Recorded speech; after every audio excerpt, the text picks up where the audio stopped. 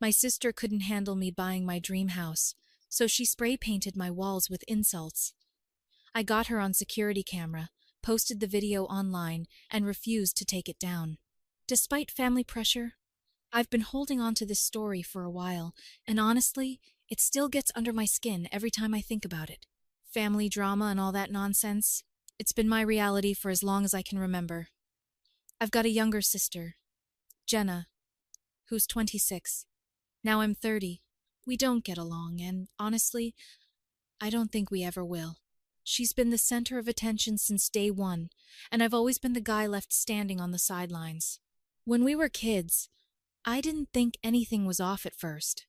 My parents used to be super supportive of me. I still remember my mom cheering like crazy at my soccer games and my dad bragging about my school projects to the neighbors, but everything changed when Jenna was born. Suddenly, it was like I didn't exist anymore. I tried hard to stay relevant. I started studying hard and getting straight A's and joining clubs. Not because I love those things, but because I thought maybe, just maybe, I could earn back a little of their attention. But I didn't. No matter what I did, Jenna was always the star of the show. And the crazy part, she didn't do anything special to earn it. She just had this way of soaking up all the attention, even when it wasn't supposed to be about her. Let me give you an example. My 18th birthday, my parents threw me a party. And for once I thought, hey, maybe today will actually be about me. Midway through the party, we get a call from the police. Jenna, who was 14 at the time, had been caught vandalizing some property with her friends. Her friends ran off, but Jenna got caught. My dad, being a cop, pulled some strings and got her off with a warning. By the time they brought her home, the party vibe was completely gone. I just sat there cutting my cake by myself while my parents lectured Jenna in the kitchen. And that wasn't even the worst of it. There was a final straw that changed everything. When I was 21, I just landed my first real job, and I was so excited. I came home ready to celebrate with my family, but Jenna had other plans. She shows up with her high school boyfriend and announces that they're engaged. This, despite the fact that she was only 17. And just like that, my celebration turned into an engagement party. I was absolutely angry. But when I tried to talk to my parents about how unfair it was, they dismissed me, told me I was overreacting, and that I should be happy for Jenna. That was the day where I didn't stay silent, and decided I was done. I cut ties with my family after that. I know it sounds extreme, but I couldn't take it anymore. They never took my side, never stood up for me. It was always about Jenna. I didn't want to be part of a family where I was treated like an afterthought. The thing is, Jenna thrived on this dynamic. She loved being the center of attention, and she didn't care who she had to step on to stay there. Every time I achieved something, she found a way to one-up me or shift the focus onto herself. And my parents let her get away with it every single time. After I walked away, they tried to reach out a few times, sent some texts, left some voicemails, but I ignored them. It's been 9 years now, and I haven't spoken to them since. I heard bits and pieces about Jenna through the grapevine, mostly from relatives who still keep in touch with my parents. Apparently, she called off that engagement a few weeks later. Shocking, right? Turns out it was just another stunt to grab attention. Classic Jenna. Looking back, I realized how much their favoritism messed with my head. It's not like I wanted to be the favorite or anything. I just wanted to feel like I mattered, like my achievements were worth something. But no matter what I did, Jenna always managed to overshadow me, and my parents, they encouraged it whether they realized it or not. The thing about Jenna is that she's not just selfish, she's manipulative. She knows exactly how to play people, how to get them on her side. My parents were her biggest enablers.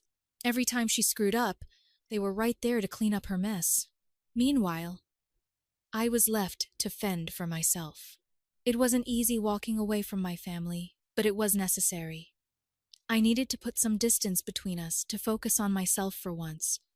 I started fresh. I got serious about my career, saved every penny I could, and poured my energy into building a life I could be proud of. My first goal was moving out of the apartment I'd been stuck in since college. It wasn't bad. but I wanted something that felt more like mine. 2 years ago, I finally made that happen. I bought a house. Not just any house, a place that screamed, "This is what I've worked for." It had everything I wanted: space, privacy, and a fresh start. Moving into that house felt like crossing a finish line. I'd made it, but I wasn't naive enough to think I could let my guard down completely. Family has a way of creeping back in, whether you want them to or not. So I made it clear to everyone, extended relatives, old family, friends, you name it, that my new address was off limits. I didn't want my parents or Jenna showing up unannounced. I wasn't about to let them ruin this new chapter of my life. Meanwhile, life for Jenna wasn't going so great. I didn't have direct contact with her, obviously, but people talk. From what I heard, her big business venture a few years ago was a complete disaster. She tried to start some kind of event planning company, which honestly is laughable considering how disorganized she is. It didn't take long for the whole thing to go under, leaving her drowning in debt. And of course, Mom and Dad were there to bail her out, just like always. Jenna's failure didn't stop there. I'd heard whispers about her borrowing money from friends and even getting tangled up in some shady dealings. Nothing concrete, but enough to paint a picture of someone who was desperate and reckless. Now, I'd recently been featured on the cover of a local business magazine. Apparently, it had sparked a lot of conversations among our relatives. Jenna probably heard about it too, and I can only imagine how much that stung. She's always needed to be the star, and seeing me succeed must have been a punch to her ego. Then came the graffiti incident. 6 days ago, I was heading out for the evening when I saw it. My house, my sanctuary, the one thing I'd worked so hard to make mine, was covered in hateful, ugly words sprayed in bright red paint. It was everywhere. The front walls, the garage door, the windows, and even my carefully painted front door. Words like fraud and loser were scrolled across my property in chaotic, jagged letters. It wasn't just vandalism. It was a personal attack. A direct hit on everything I'd built for myself. I stood there, frozen, my keys dangling in my hand. I tried to process what I was seeing. My first thought was, why? What did I do to deserve this? I felt a mix of anger, confusion, and heartbreak, all swirling into one overwhelming storm. As I walked closer, I noticed smaller details. The paint was still wet, dripping down the walls in uneven streaks. Whoever did this had just been here. My mind raced. Was it random? A neighbor with a grudge? But then I saw something that made my blood run cold.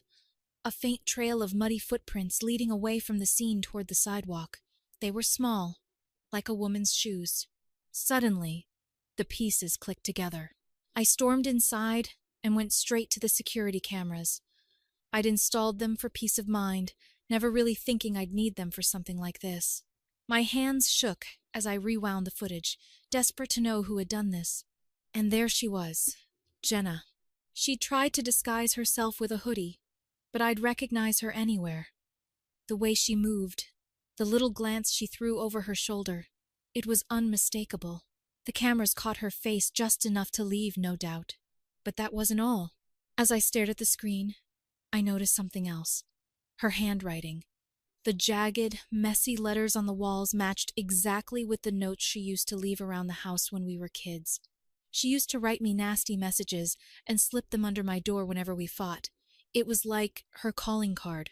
The realization hit me like a ton of bricks. Jenna didn't just want to hurt me.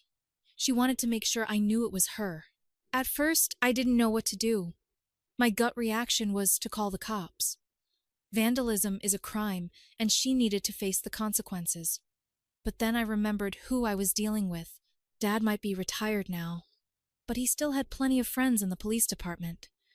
Jenna had been using those connections to dodge accountability for years. I knew exactly how it would play out. I'd file a report. Dad would make a few calls, and Jenna would walk away without so much as a slap on the wrist. The thought of her smirking, knowing she'd gotten away with it again, made my blood boil. That wasn't good enough for me. I decided to handle it my way. I grabbed my phone and started documenting everything.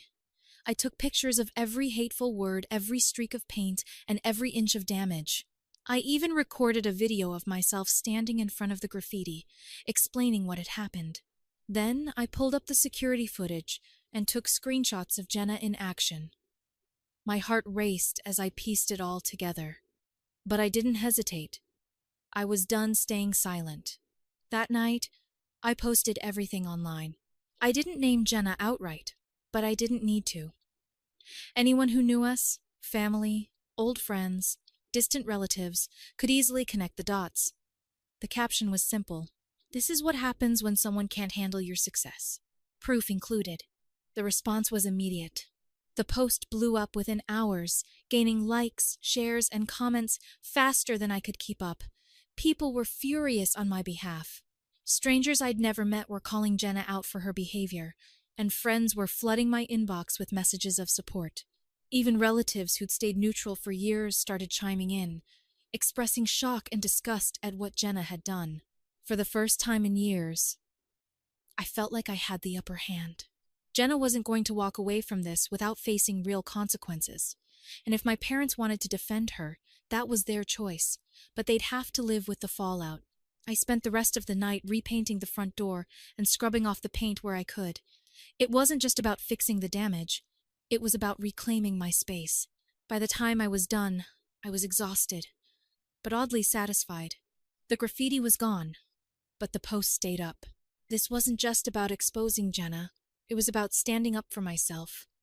For too long, I'd been silenced, ignored, and dismissed. Not anymore. By the end of that week, I'd repainted the house and cleaned up the mess Jenna had made. It didn't cost me that much, and I didn't bother cleaning. I somehow felt some satisfaction. The post stayed up. It wasn't just about exposing Jenna. It was about reclaiming my voice. For too long, I'd been silenced, ignored, and dismissed. Not anymore. That was my mantra. As I watched my post spread like wildfire, people I hadn't talked to in years were commenting, messaging, and sharing it. The support was overwhelming. Some strangers were flat out furious on my behalf, asking how someone could be so entitled and hateful. Others shared their own stories of family drama and betrayal, saying they related to my situation. For once, I didn't feel like the crazy one. Of course, not everyone was on my side. A few people tried to play devil's advocate, suggesting I should have handled it privately. But honestly, I'd been keeping quiet for years. I was done protecting Jenna from the consequences of her actions. She vandalized my house, and I had every right to call her out. Jenna wasn't happy about it, of course. Not one bit. Her messages were all fake apologies and desperation. She kept saying, "Come on, we're family," as if that suddenly erased everything she'd done. She offered to pay for the damages, which was laughable, considering she didn't have 2 pennies to rub together. The only money she had was coming from our parents, and we both knew it. I ignored the financial offer and demanded that she acknowledge her actions and publicly apologize for the damage. I told her I would only consider deleting the post after she did so. She flipped. She said it wasn't fair to ask her to humiliate herself like that. Humiliate? No. It was accountability, something she'd never experienced before. Jenna always had a way of twisting things to make herself look like the victim. She said the post was ruining her life, but the truth was, she'd been ruining her own life long before I hit upload.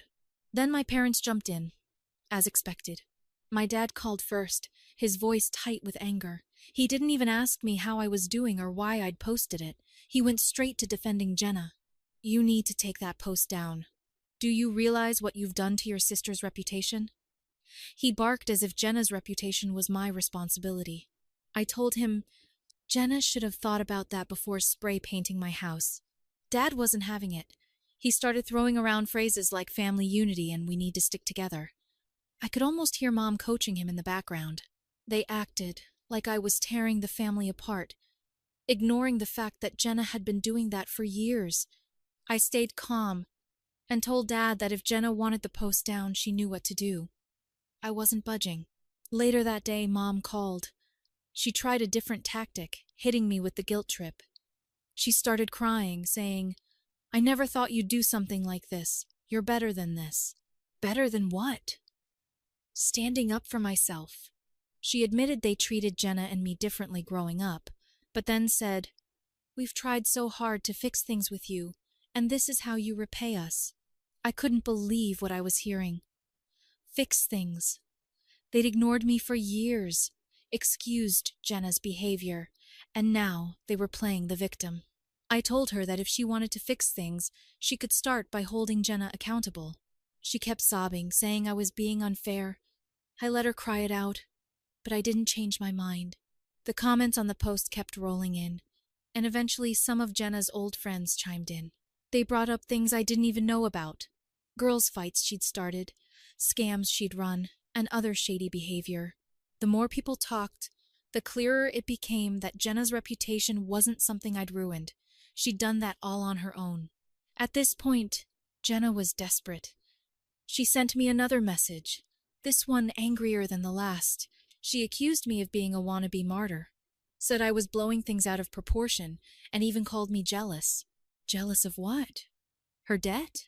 Her dad launched into some speech about family and forgiveness while Mom tried her best to look upset. The lawyer handed me some papers saying the post was defamatory and needed to come down. I skimmed the documents, handed them back, and said, "If you want to sue me, go ahead, but good luck explaining why Jenna was caught on camera vandalizing my property." My uncle tried to mediate. "Look, I know Jenna messed up, but this is getting out of hand. Let's sit down and work this out." I agreed, but the moment Jenna walked in, she started yelling about how I'd ruined her life. "You don't even know what you've done," she said, pacing around the room. I stayed silent and unresponsive, letting her rant, which seemed to anger my dad, off. He exploded. He slammed his fists on my coffee table so hard that it broke the wood, splitting and collapsing. The room went silent, as everyone stared at the damage. Dad glared at me and shouted, "Are you just going to sit there and do nothing? This is your family and you're tearing it apart." I didn't respond. I just stared at him. That seemed to make him angrier, but my uncle stepped in to pull him back. No one said anything for a while, the tension thick in the air. Finally, Mom spoke. "Please take it down. Do it for the family." "No," I said. "Jenna made her choices, and now she's dealing with the consequences. I'm not fixing this for her." Dad stormed out without another word. Jenna followed, slamming the door. Mom hesitated, looked at me, then left, too. I glanced at the broken coffee table, sighed, and sat back down. It was clear now more than ever they weren't going to change, and I wasn't going to help them. After they left, I sat down and scrolled through the comments on my post. The support was still pouring in. People were sharing their own stories, thanking me for standing up to someone toxic. It felt good to know I wasn't alone. The next few days were tense. Jenna kept sending me messages, ranging from fake apologies to outright threats. "You're ruining my life," one read. Another said, "If you don't take it down, I'll make sure you regret it." Classic Jenna, always trying to bully her way into getting what she wanted. I didn't respond. Engaging with her felt like pouring gasoline on a fire. Then, things escalated. My uncle called and tried to play mediator again. "Listen," he said, his tone way too calm for my liking. "Jenna's struggling right now. You have no idea what this post is doing to her." "Struggling?" I shot back. "She vandalized my house. And you're worried about her feelings? Maybe she should have thought about that before grabbing a spray can." My uncle sighed, clearly frustrated. "It's not just about her, you know. Your dad's reputation is on the line, too. People are starting to talk." That part got my attention. I hadn't even thought about how this might blow back on my dad. He'd spent years covering for Jenna, and now it was catching up to him. But instead of feeling bad, I felt vindicated. For once, their perfect little facade was cracking. The next day, Jenna showed up at my house, pounding on the door hard enough to wake the neighbors. I opened it, and before she could push her way in, I stepped in front of her, blocking her path. "What do you want, Jenna?" I asked, keeping my tone firm. "We need to talk," she said, trying to sidestep me. "You're not coming in." Say whatever you have to say right here, I replied, standing my ground. She looked annoyed, but didn't argue. Fine. That post, you need to take it down now. I crossed my arms. Not happening. Her frustration was written all over her. She glanced behind me as if weighing her chances of barging past. You've ruined everything. My life. My reputation. Do you even care? Did you care about my house when you vandalized it? Did you care about my life or reputation then? I asked, holding her gaze. She threw her hands in the air. This isn't fair. You don't know what I've been through. I took a step forward, closing the gap. You're right. I don't. But that's not my problem, Jenna. You made your choices, and now you're dealing with the consequences. Her eyes darted to the side, looking for something to latch onto. I saw her glance at a flower pot on my porch, her hand twitching like she might grab it. Before she could, I stepped in front of it. Don't even think about it. She let out a sharp breath, then took a step back, clearly frustrated. You think you're so much better than me, don't you? Sitting here in your perfect little house, acting like your life is so great. I don't think I'm better than anyone, Jenna. But I'm not the one who showed up at your house and started causing problems. You don't get to make a mess and then blame me for the cleanup. Her mouth opened, then closed, like she wanted to argue but couldn't find the words. Finally, she turned toward the driveway.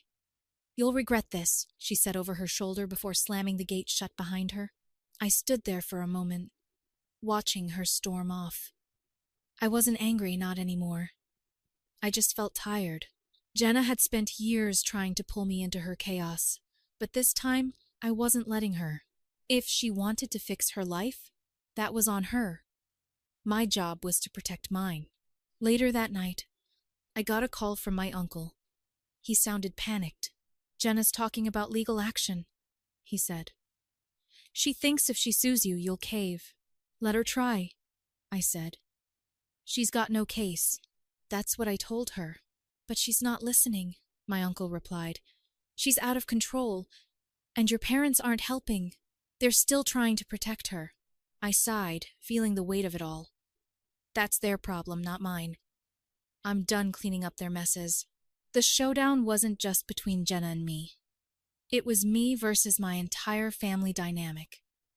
I'd been the scapegoat for years, the one who was supposed to quietly accept being ignored and mistreated.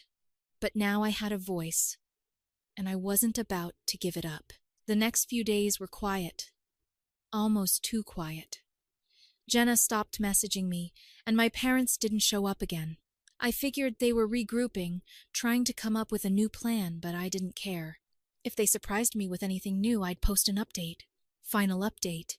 Hey guys, just like I promised you, I came back with an update since unexpected scandals started revealing. A few days after my uncle's call, my hunch was confirmed. My post had gained even more traction, and the comments were relentless. People were sharing it, dissecting the security footage, and even digging up more dirt on Jenna. It was like the internet had decided to be my personal investigator. Some of the stories coming to light were shocking, even to me. Apparently, Jenna had been involved in more than just vandalism. People were coming forward with tales of unpaid debts, shady business deals, and even accusations of drug dealing. Someone shared a screenshot of a group chat where Jenna had been bragging about getting away with things because of Dad's connections. That screenshot went viral, and suddenly the story wasn't just about me. It was about a corrupt system that protected people like Jenna. The fallout hit my parents hard. Dad's reputation, which he'd built over decades as a respected officer, was crumbling. His name was being dragged into every comment thread, with people accusing him of covering up Jenna's messes for years. And honestly, they weren't wrong. Dad had enabled Jenna his entire life, bending the rules to shield her from consequences. Now it was all catching up to him. Mom wasn't handling it well either. She'd always been the emotional one, but this was different. I heard through a relative that she'd started seeing a therapist, which frankly was long overdue. Jenna, predictably, was in full meltdown mode. The last I heard, she was staying with a friend, trying to lay low. She deleted all her social media accounts, probably to avoid the barrage of messages calling her out, but it was too late. The damage was done, and everyone knew what kind of person she really was. Then, the legal consequences started piling up. Someone had anonymously reported Jenna's vandalism to the police, and since the footage was already public, there wasn't much Dad could do to intervene. Jenna was arrested and charged, not just for vandalizing my house, but for several other incidents that had come to light through the post. The cherry on top, the accusations of drug dealing, were serious enough to warrant an investigation. Jenna's reckless behavior was finally catching up to her, and there was no escaping it this time. For me, the fallout was oddly validating. I'd spent years being told I was overreacting, that I was too sensitive, that I needed to let things go. But now the truth was out there, and people were finally seeing what I'd been dealing with. Relatives who'd stayed neutral or sided with my parents started reaching out to apologize. Even strangers on the internet were rooting for me, sending messages of support and encouragement. But a few days later, I got a call from Aunt Linda. Her tone was sharp, almost accusatory. "Your post is causing drama," she said, like I hadn't noticed. "Your parents are beside themselves, and Jenna's devastated. Maybe you should think about taking it down for the sake of family peace." I let her words hang in the air for a second before replying. "Have you even seen the footage, Aunt Linda?" I asked, keeping my voice calm. There was a pause. "I don't need to," she said defensively. "This is a private matter. Airing dirty laundry online only makes things worse for everyone." I couldn't believe what I was hearing. Even with all the evidence, some people still wanted to protect Jenna.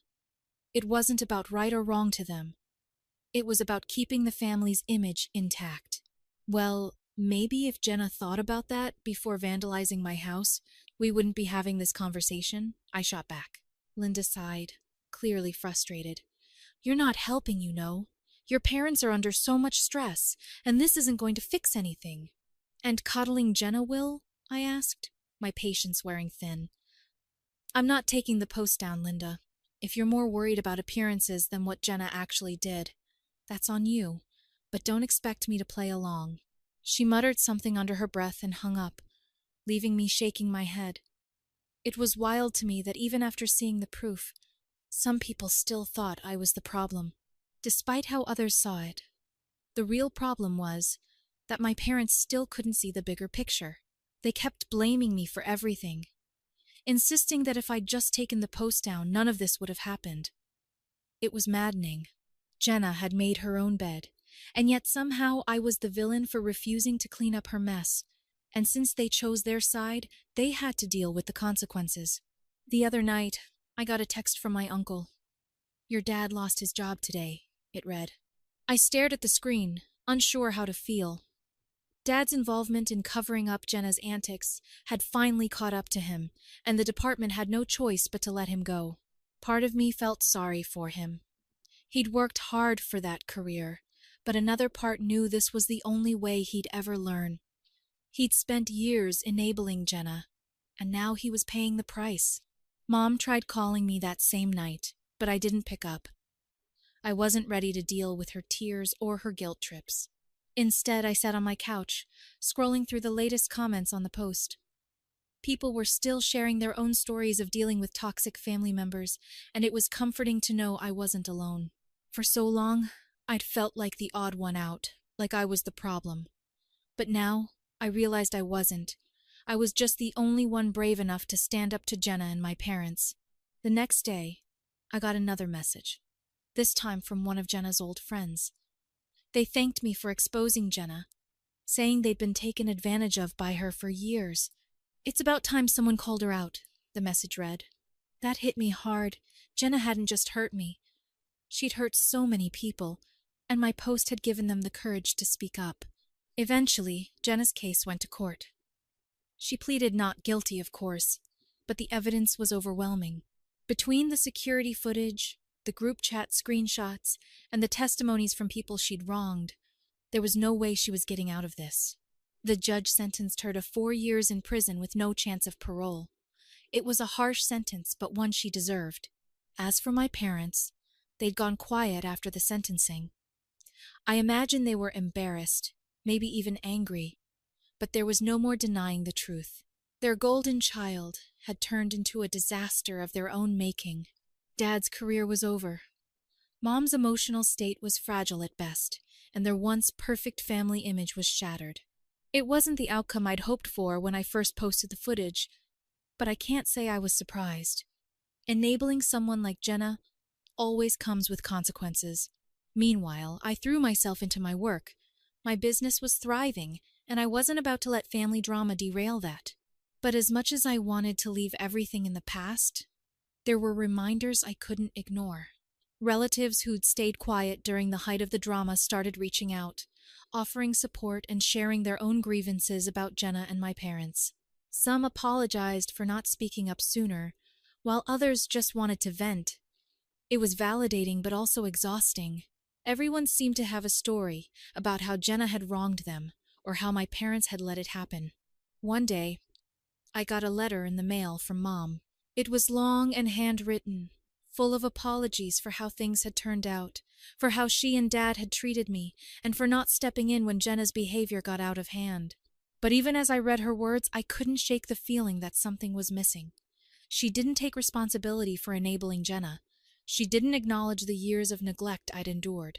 It felt like a surface-level apology, one designed to ease her guilt rather than truly make amends. Jenna, on the other hand, had stayed completely silent. I hadn't heard a word from her since her sentencing, and I didn't expect to. Whatever relationship we might have had was long gone, and I was okay with that. Jenna had made her choices, and now she was living with the consequences. I didn't owe her anything. Not my forgiveness, not my understanding, and certainly not my time. As the months turned into a year, I focused on building a life that felt true to me. I traveled more, met new people, and even started dating again. It wasn't easy letting my guard down after everything I'd been through, but I was determined not to let my family's dysfunction define me. I deserved better, and for the first time in my life, I was giving that to myself. Looking back, it's hard to believe how much has changed.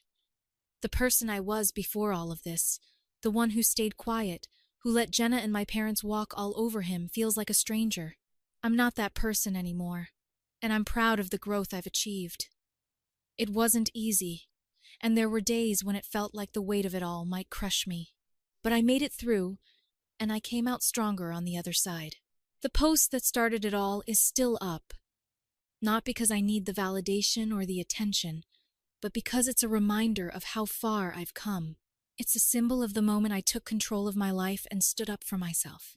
And while I don't dwell on it anymore, I'm glad it's there. A testament to my strength and resilience. Moving on doesn't mean forgetting. It means learning from the past, taking those lessons, and using them to build a better future. That's what I'm doing now. Jenna, my parents, and the chaos they brought into my life are just chapters in my story. Important ones, sure, but not the whole book. The best part, I'm finally in control of my own story. And for the first time, I'm genuinely excited about where it's headed. Thanks for watching. If this story made you think, don't forget to share, like, and subscribe. See you in the next one.